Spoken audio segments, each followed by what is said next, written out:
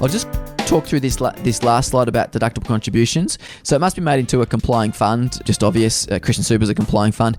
Only claim the deduction for the income year in which the contribution is made. So that relates to your question, Faith. You've got to put the money in the year in which you can only claim the deduction in the year that you put the money into your super fund. So it needs to be the same year that you've actually triggered the gain. You must have made the contribution on or before the 30th. Oh, so this is if you've turned 75, you've got to make the contribution before the 28th day the next month. Or 28 days after you've turned 75.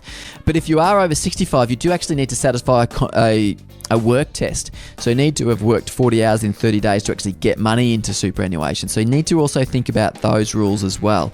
Are you eligible to contribute to superannuation?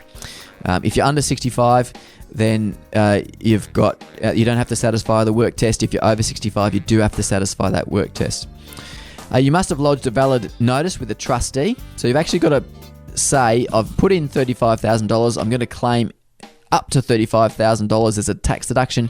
And you need to have an acknowledgement from them before you've submitted your tax return for it to apply. And as I mentioned earlier, you've got to be eligible to contribute to super. If you're over 65 and haven't worked throughout the year, you're not eligible to put money into superannuation. Under this scenario, you also need to satisfy the 10% rule. That is, you can't earn more than 10% of your total income from employment purposes.